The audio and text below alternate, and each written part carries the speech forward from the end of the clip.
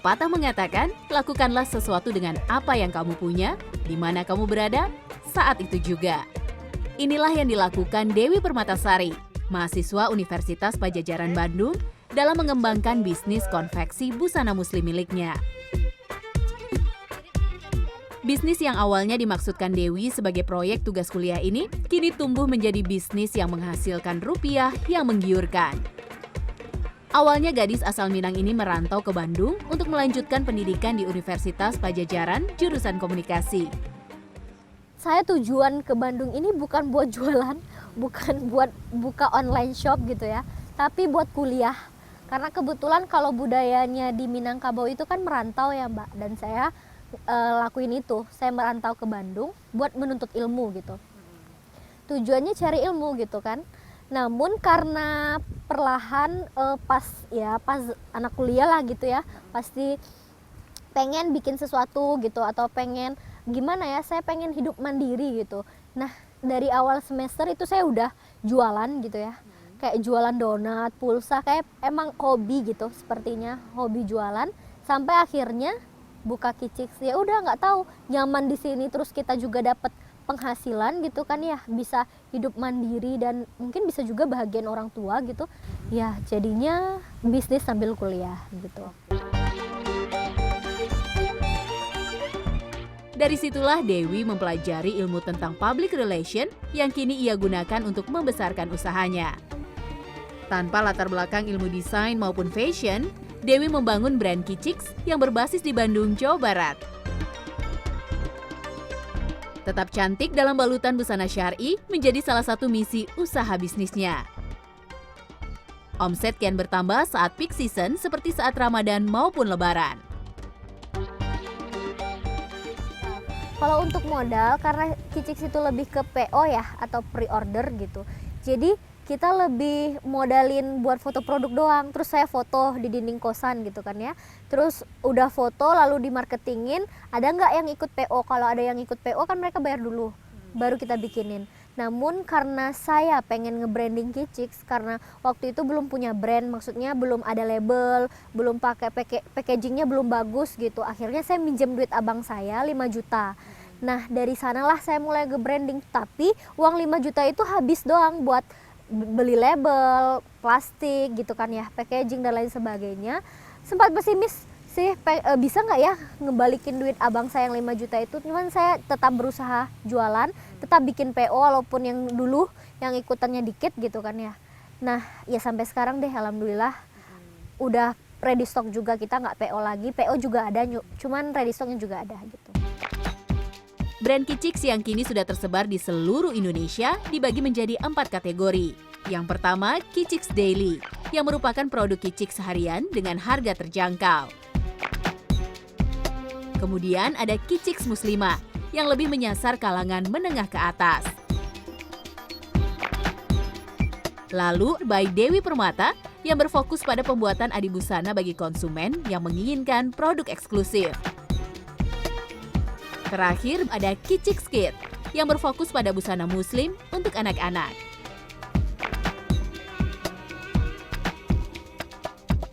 Strategi ini dilakukan Dewi agar seluruh kalangan dapat menikmati produk Kicix. Dulu busana syar'i dianggap kurang stylish, namun tidak bagi Dewi. Anggapan itu yang coba diubah olehnya. Selain itu menurut Dewi, kini para generasi muda mulai tertarik untuk mengenakan busana muslim syar'i, namun tetap terlihat menarik. Kalau untuk 1 tahun pertama, kalau pas awal-awal itu dikit banget karena nggak ada yang ngelirik. Saya aja susah loh Mbak naikin follower gitu ya.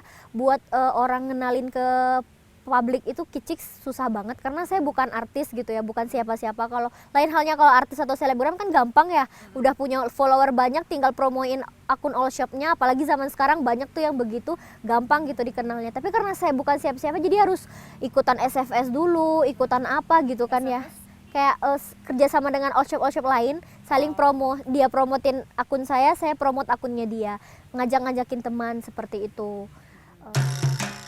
Produk unggulan Kicix sampai saat ini berasal dari Kicix Daily. Harganya yang terjangkau yaitu sekitar Rp37.000 hingga Rp250.000 dan desain yang cantik, produk ini banyak diminati. Keunggulan produk ini bisa dipakai untuk aktivitas sehari-hari. Dalam 1 bulan, Kicix mampu menghasilkan sekitar 15.000 kerudung dan 5.000 baju. Kalau dari omset sendiri mungkin yang kalau lagi normal berapa dan Kalau untuk omset rata-rata itu 300 sampai 900. Itu kalau 300 itu saat ya hari-hari biasa ya, Mbak ya. Tapi kalau 900 itu udah saat pas lebaran banget dan itu kita alami pas lebaran kemarin seperti itu. Kalau untuk lebaran ke depan nggak tahu juga sih, tapi kita pengennya lebih dari itu. Inspirasi desain didapatkan Dewi dari banyak tempat. Sosial media sebagai salah satu media komunikasinya dengan pelanggan diakuinya memberikan banyak ide. Ide desain kadang juga muncul saat traveling. Motif dan warna pada produk busana muslimnya banyak terinspirasi dari alam. Ciri khasnya Kicix itu bunga-bunga, lembut-lembut, terus pastel-pastel seperti itu. Jadi emang udah ada pasar tersendiri yang emang kadang kalau kita nggak ngeluarin motif mereka marah-marah. Mana motifnya Uni, udah bosen nih dengan yang polosan seperti itu. Di balik kesulitan yang dihadapi Dewi, ada sebuah titik cerah setelah 1 tahun menjalankan bisnis ini. Pada tahun 2014, Dewi menikah dengan Rossi Andreas dan mengajak sang suami bergabung menjalankan bisnis busana muslim ini. Bergabungnya Andre di Kicix membuahkan hasil pertumbuhan yang positif. Dewi membagi tanggung jawab pengelolaan perusahaan dengan sang suami. Salah satunya mengatur sumber daya manusia.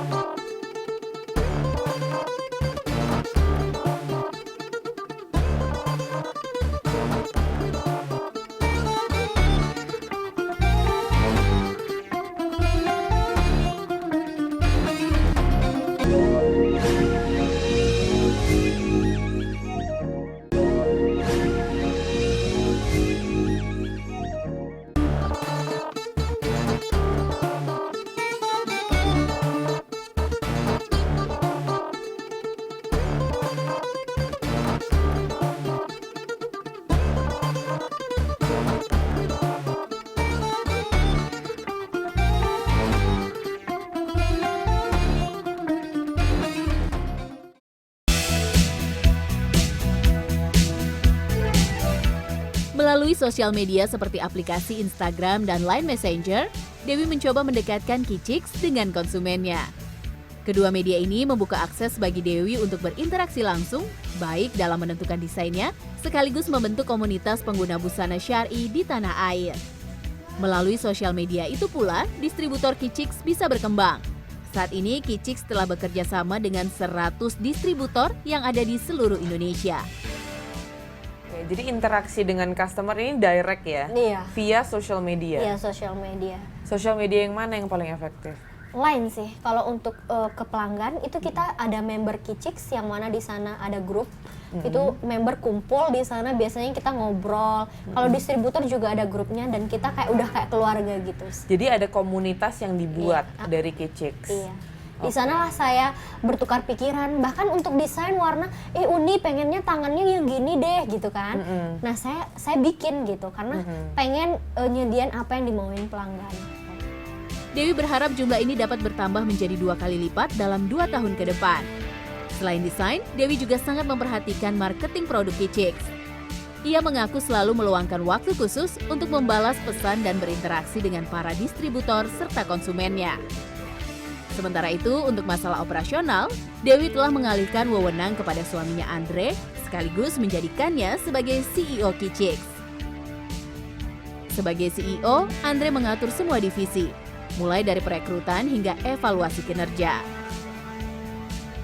Menurut Andre, seorang owner tidak perlu terlalu terlibat dalam kegiatan operasional, karena hal tersebut merupakan tugas dari seorang CEO.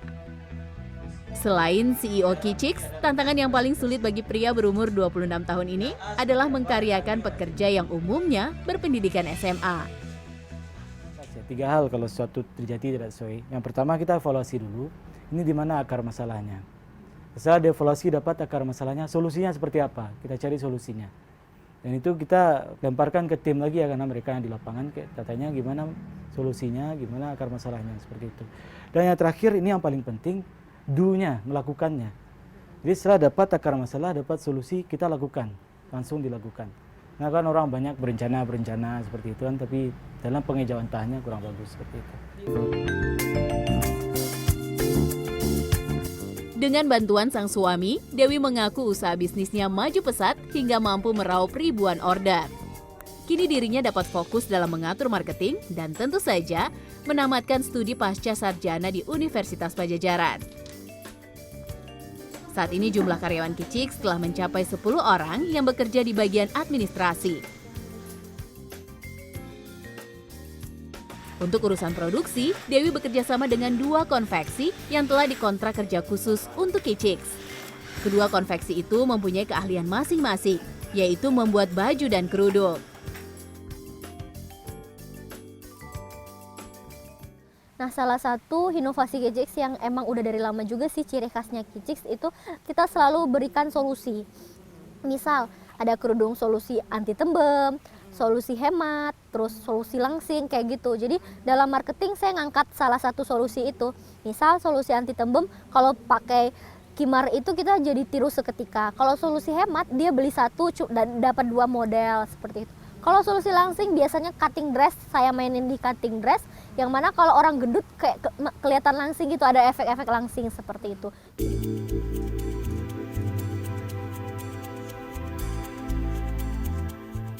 Iwan merupakan partner pertama Dewi dalam menjalankan bisnis ini. Awal perkenalan mereka saat Dewi memberikan pesanan jahit kepada Iwan.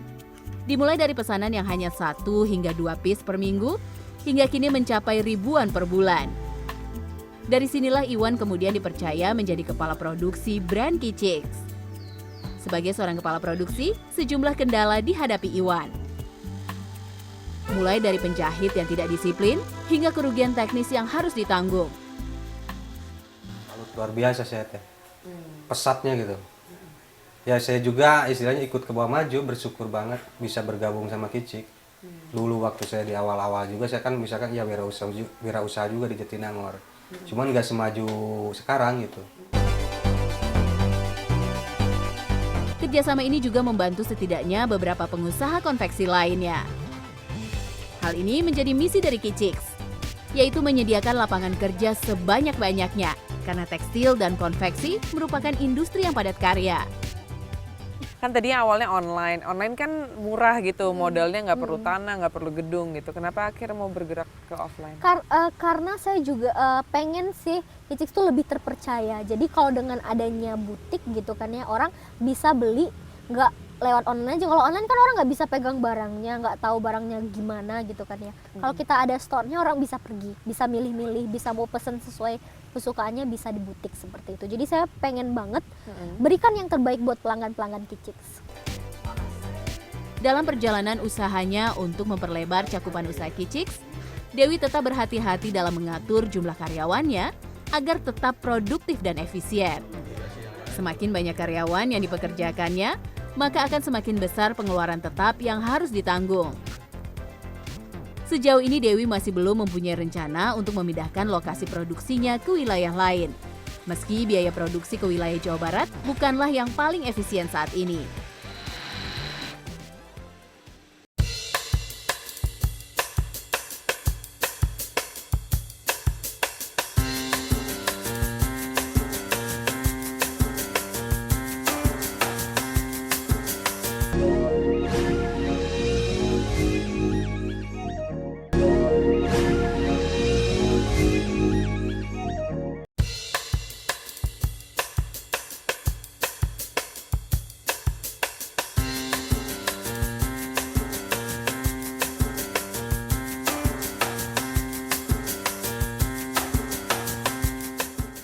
Industri busana muslim persaingannya cukup ketat.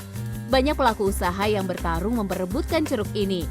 Tapi pasar busana muslim masih menjanjikan profit besar. Sebagai pemain baru, Kicix dihadapkan dengan berbagai tantangan yang cukup sulit untuk dilalui.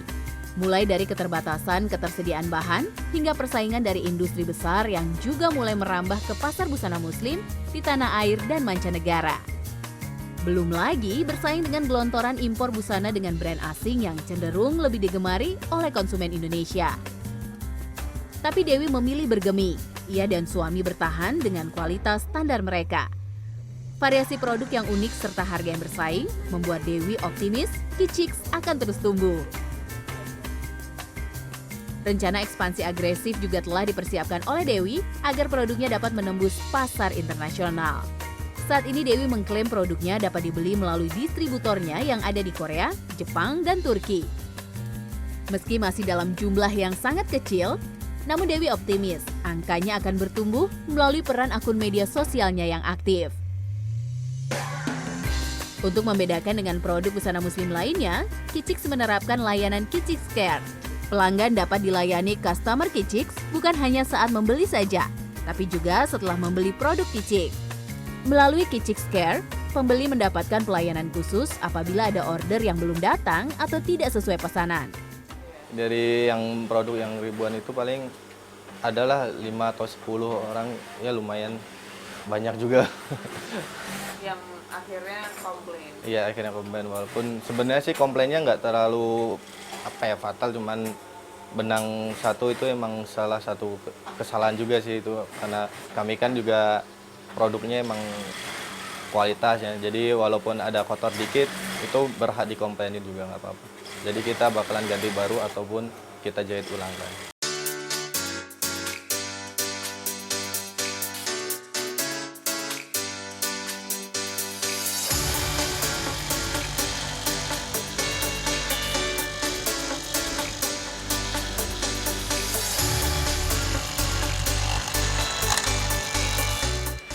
Sudah banyak kebijakan yang dilakukan oleh Dewi agar dinamika kerja antar pegawai Kicix tetap terjaga.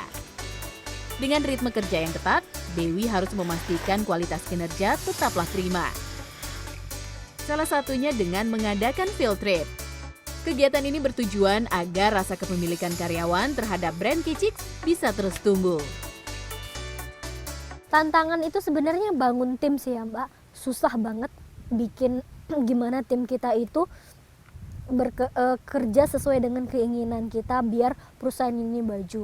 Gimana mereka agar saling bekerja sama, mereka on time deh ini kerjanya, seperti itu. Membangun tim susah banget karena pikiran setiap orang itu kan beda-beda dan sifatnya juga beda-beda. Gimana mengatur orang itu yang cukup susah.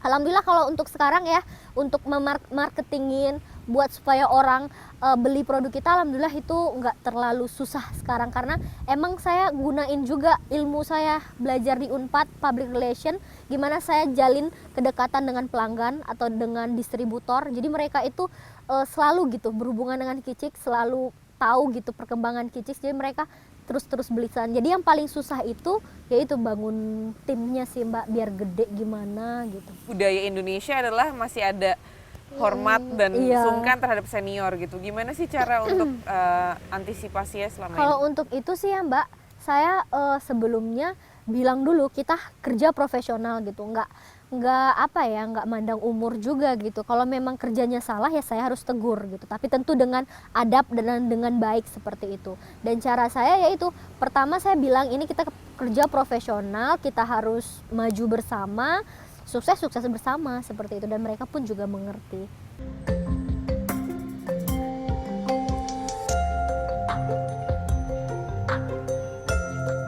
Saat ini, Dewi harus membagi waktunya baik untuk pekerjaan, kuliah, keluarga, dan menjaga kesehatan kandungannya. Ya, saat ini Dewi tengah mengandung anak pertamanya. Dewi menganggap semua rintangan yang ia hadapi saat ini adalah hal yang biasa dihadapi setiap orang saat memulai usaha. Ia tak pernah merasa terbebani karena memang ia menyukai kewirausahaan sejak kecil yang ia pelajari dari sosok ibunya. Dewi berbagi tips kepada pengusaha muda yang hendak mencoba memulai usaha adalah jangan pernah berhenti mencoba, karena pada setiap kemauan pasti ada jalan. Sama seperti dirinya yang pada awalnya memulai tanpa sengaja dengan modal secukupnya. Karena dijalani dengan semangat, maka akan menuai hasil sesuai harapan.